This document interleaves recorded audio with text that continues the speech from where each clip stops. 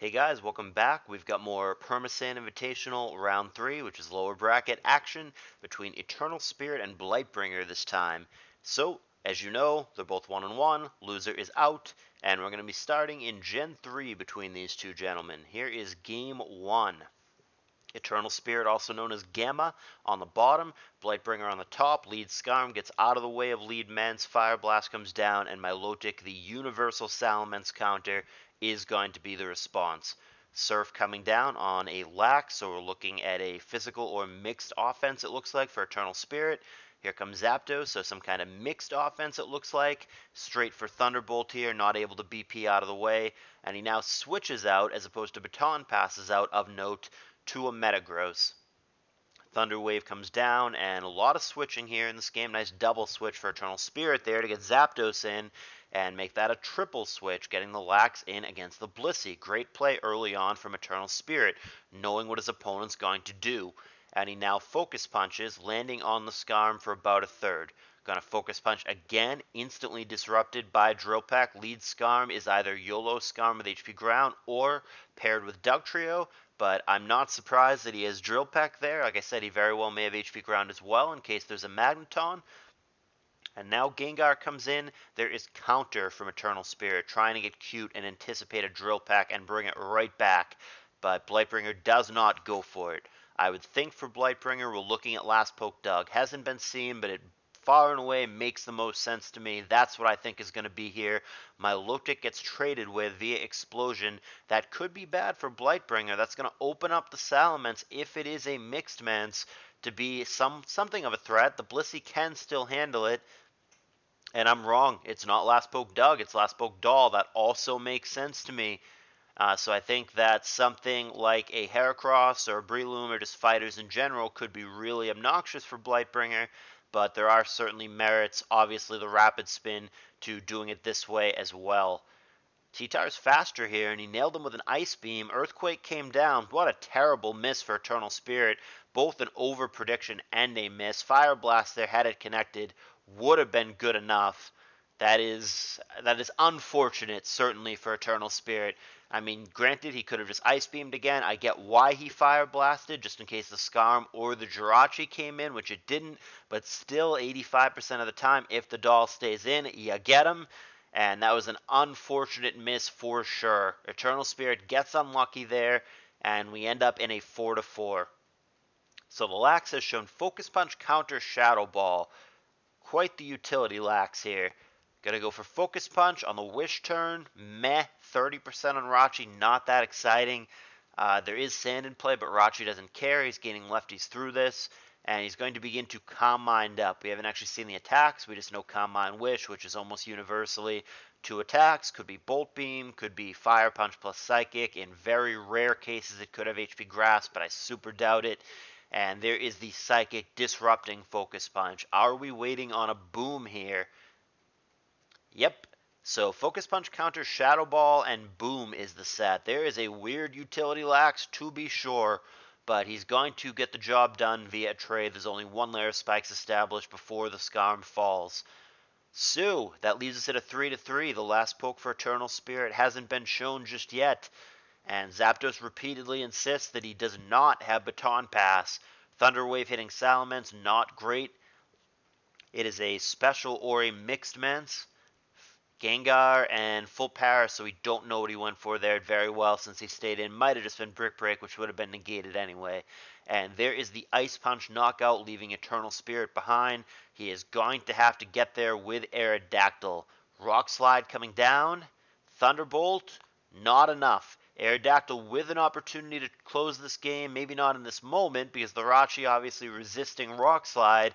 But Aerodactyl, if he can predict well, is going to be a threat. Psychic on the incoming Zapdos here, 33%. I'm surprised Eternal Spirit didn't switch on the turn before. It was obvious that the Rachi wanted to come in on the Rock Slide. Blissey out.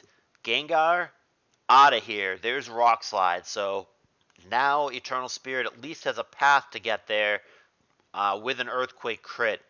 But he's going to need that. He's going to need a T-Wave to land maybe, or a crit or something along those lines. I don't get the switch here. It was always going to be Psychic. I think Zapdos needed to stay in and go for Thunder Wave here, unless he's a rest zap and he's going to try to PP stall. He goes for Thunder Wave now after giving up the arrow, and he's going to go for Thunderbolt. I don't get why he didn't make this play before. Maybe he thought the Blissey was coming in and he was trying to sneak the arrow in, but it did not work out. He's fishing for the game-winning sequence of full paras and/or critical hit. Gets a little bit of it, gets 2 full paras in a row, but it's not enough. The third one kicks in with a Psychic, and Eternal Spirit Zapdos, and therefore Eternal Spirit goes down. Blightbringer takes game 1, and you guys know the deal by now. Eternal Spirit's going to pick the second game, and he must win the second and the hypothetical third game, or he is going to be eliminated by Blightbringer. And Eternal Spirit has opted for game 2 to be black and white. And we have a non-mirror match for once. We've got a Drag Mag from Blightbringer against a Rain Team from Eternal Spirit. So it's cool to not see a mirror match here. There's been a lot of rain in this tour, I feel. So Keldeo and Mamo, respectively. Endeavor, is that a misclick? I don't know what's happening here, but I know that Scald there with a big boy burn, and there is a Stealth Rock for his troubles, but Keldeo behind a sub and Eternal Spirit with a quick advantage. He's going to fish for Scald burns, doesn't get it on Lati as Psychic comes down, and out of the way we go. Here's Skarm and another Psychic, 37% that's going to do. Despite resistance, that's a pretty good chunk. And here is the Mag, and certainly one of the things it's designed to do is get rid of this Skarm. He will be successful in that endeavor. Volt Switch going to re-prompt out the Lati, and the response from Gamma is going to be establishing Rain with the Toad. He'll outspeed and get Ice Beam off, and he'll get hit severely with Psychic, but he's still faster, and he can Ice Beam yet again. He could also go for Surf or Scald here. He does go for the Ice Beam, gives him the random chance to freeze whatever comes in. Does not find it after 2 Ice Beams on the zone, and down that goes as well. Kyurem comes in for the first time, and Keldeo going to be the response to that. They are both at 88%. There is sub, there is Dragon Claw, insta-pop on the sub.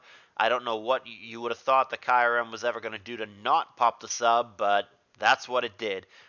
Dragon Claw on Lando there after Intimidate. Tentacruel comes down. Dragon Claw on that as well, not taking it well, 68%. And Rapid Spin, all he's going to do before succumbing to, what else? Dragon Claw. And the advantage building further for Blightbringer. Dragon Claw again, going to survive. There is again an Intimidate. Stealth Rock, and hey, Dragon Claw. I feel like I've said that word a lot. And we've got ourselves a 5-2 now as the Kyurem continues to be an absolute nightmare for Eternal Spirit. Secret Sword is finally going to put an end to it, but man was the damage done. Gamma down to only 2 pokes against 4 on the other side. Make that 1 against 4 after Mence goes for Outrage, and that is the concession.